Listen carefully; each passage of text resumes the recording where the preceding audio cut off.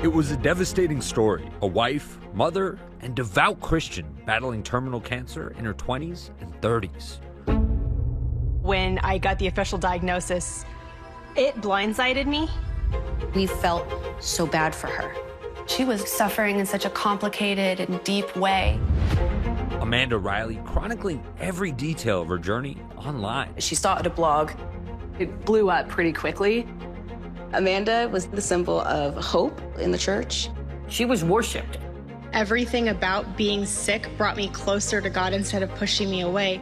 Capturing not just the hearts, but donations from hundreds of followers and rallying an entire community behind her. There was no reason for us to doubt that she was telling the truth. We believed everything that came out of her mouth. But it was all a lie. And it's an interesting story of family betrayals, like friendship betrayals, as well as this wider story of the fact that this woman faked cancer. A new ABC docuseries, Scamanda, unravels the story of Amanda Riley. My name's Amanda. Everybody here calls me Amanda C. Riley. The 4-part series, based on a popular podcast hosted by Charlie Webster. What you are about to hear is a true story. This was all about purpose, validation, insecurity, attention, and I feel like that became very, very addictive for her. For more than 7 years, Amanda scamming hundreds of people out of more than $100,000 to pay for medical bills authorities say she never had. 5 hospital stays and 32 doctor's appointments and lab visits in January alone. When the tipster got a hold of me, it was in June, July of 2015. Nancy Moscatiello is an investigative producer who first received a tip that this all might be an elaborate ruse. Amanda's blog had already been in existence for 3 years because Amanda was claiming to be diagnosed in 2012. This almost like a medical diary that Amanda kept online, very active on it. She was posting 2-3 times a week. Nancy digging into the case for nearly a decade. How unique is it to have this sort of living, breathing document that is playing out in real time as you're trying to uncover this scam? Having it happen in real time and being able to make the calls within a couple of days later. And it was a little bit of a dance too, because I don't want her knowing I exist yet. For years, Amanda claimed to be suffering from Hodgkin's lymphoma, going in and out of remission. I'm not shiny bald yet, but my hair isn't growing anymore, and it breaks at the roots when I wash it. Photos, videos, and detailed blog posts depicting everything from shaving her head to treatments. What are some of the things that she actually said and did to advance this story? She's a very good storyteller. She's great with the written word and with pictures too.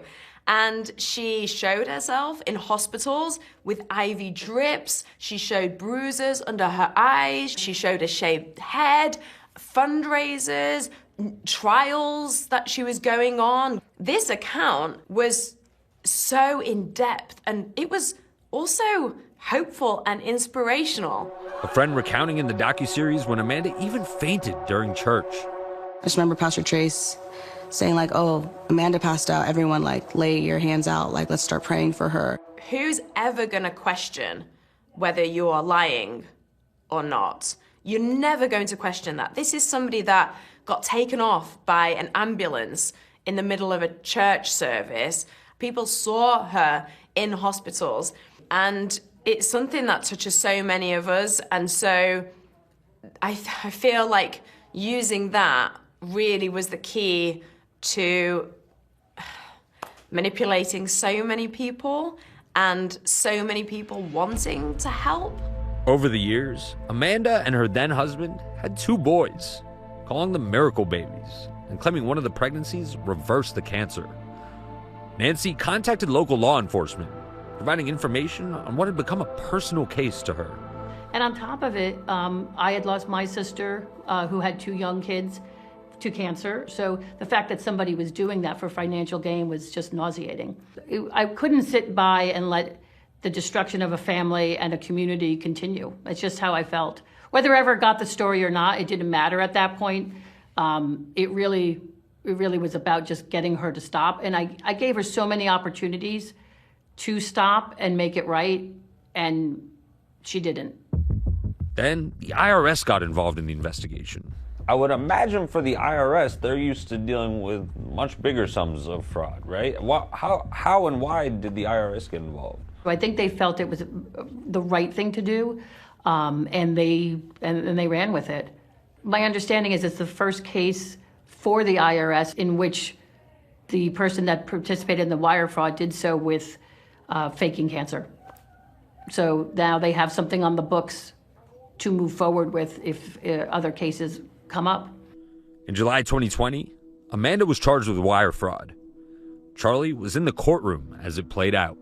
You could hear a pin drop, and then Amanda spoke, and she was kind of like hunched over and like said that she was sorry for what she'd done, but didn't really kind of admit what she'd done. And then the judge just said, I can see why people were convinced by you. You're a good actress. Over a year later, Amanda pleaded guilty, and in May 2022, the judge sentenced her to 5 years behind bars. Did you feel as though when you were sitting and speaking with her when she was in prison that it had any effect on her? Oh, absolutely. Yeah, absolutely. I think the reality of what she's done absolutely did hit her. She has told me that she is deeply regretful and wanted to serve her time, and you know, she deserves the punishment. That's what she's told me. It's up to everyone else whether they want to believe it. Today, Amanda is out of prison, but still in federal custody, remains under supervision. What do you make of the fact that the judge says that she's likely to scam again? Do you think she's likely to scam again? I do, and I think having Scamanda out there has really solidified that for the victims, that it won't be as easy for her again if she chooses to do so. Our thanks to Ashin. For more on this story, watch the next episode of Scamanda on ABC Thursday night, and then streaming on Hulu the next day.